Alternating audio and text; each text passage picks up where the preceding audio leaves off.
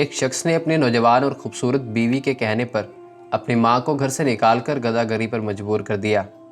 بوڑھی ماں بیچاری ایسے حالات میں 2 دن میں ہی مر گئی۔ وقت کے بادشاہ نے خواب دیکھا اور خواب میں ایک بزرگ نے بادشاہ سے اسی آدمی کی طرف اشارہ کرتے ہوئے کہا، اس شخص کو اپنے پاس بلاؤ اور اسے 100 اونٹ سونے کی اشرفیوں سے لاد کر دو۔ بادشاہ غور کرنے والوں میں سے تھا۔ اسے پتہ چل گیا تھا کہ اس کا خواب عام خواب نہیں ہے اور کسی بات کی طرف اشارہ ہے۔ چنانچہ اس نے اپنے دانا وزیر کو اپنا خواب بیان کیا۔ وزیر نے بادشاہ سے کہا، بادشاہ سلامت، اگر اس بستی میں وہ آدمی رہتا ہے جو آپ کو خواب میں بتایا گیا ہے تو آپ کے خواب میں ضرور کوئی حکمت چھپی ہوئی ہے۔ بادشاہ نے وزیر کی بات سن کر اپنے ساتھ سپاہیوں کا دستہ لیا اور بزرگ کی بتائی ہوئی بستی میں خود جا پہنچا اور بستی کے باہر درخت کے نیچے بیٹھے ہوئے بوڑھے شخص سے اس آدمی کے بارے میں دریافت کیا۔ اس بوڑھے نے بادشاہ سے کہا کہ وہ کوئی اچھا انسان نہیں ہے، وہ اپنی ماں پر ظلم کرتا تھا۔ اس کے ظلم کی تاب نہ لاتے ہوئے اس کی بوڑھی ماں دنیا سے رخصت ہو گئی۔ جائیں بستی میں پہلا مکان اسی کا ہے۔ جب بادشاہ اس کے دروازے پر پہنچا تو وہ شخص بادشاہ کو دیکھ کر خوفزدہ ہو گیا۔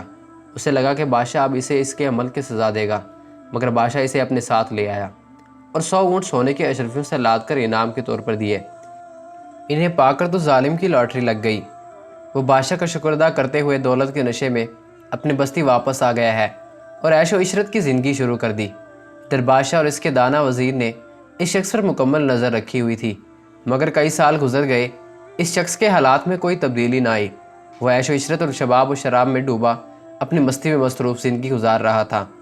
پھر ایک دن نشے میں اپنے ہی گھر کی چھت سے نیچے گرا اور مر گیا۔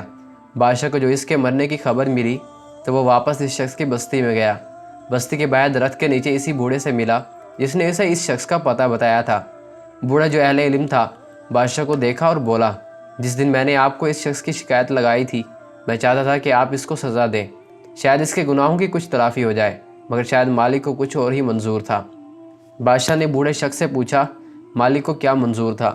بوڑھا بولا، اس دن آپ نے اسے سونے سے لدے ہوئے اونٹ عنایت کیے تو مجھے پتہ چل گیا تو رب کائنات اسے ڈھیل دے رہا ہے، اس کی رسی کو دراز کر رہا ہے، اور اللہ نہیں چاہتا کہ یہ شخص توبہ کے قریب بھی جائے۔ اور پھر ایسا ہی ہوا، دولت کے نشے میں چور ہو کر وہ ہر چیز بھول گیا۔ آسائشوں نے اسے نہ تو اس خالق کو یاد کرنے دیا اور نہ ہی کبھی اسے اپنے کیے ہوئے کاموں پر ندامت ہوئی۔ اس عیش و عشرت میں اس نے کبھی توبہ نہیں کی اور ہلاک ہو گیا۔ یہ واقعہ نصیحت ہے کہ اپنے والدین کی خوب خدمت کریں اور اللہ سے توبہ کرتے رہیں۔ کہیں ہم اللہ تعالیٰ کی دی ہوئی ڈھیل سے ناجائز فائدہ تو نہیں اٹھا رہے؟ اگر ایسا ہے تو فوراً توبہ کیجیے، کہیں ایسا نہ ہو کہ وقت ہمیں توبہ کی مہلت ہی نہ دے۔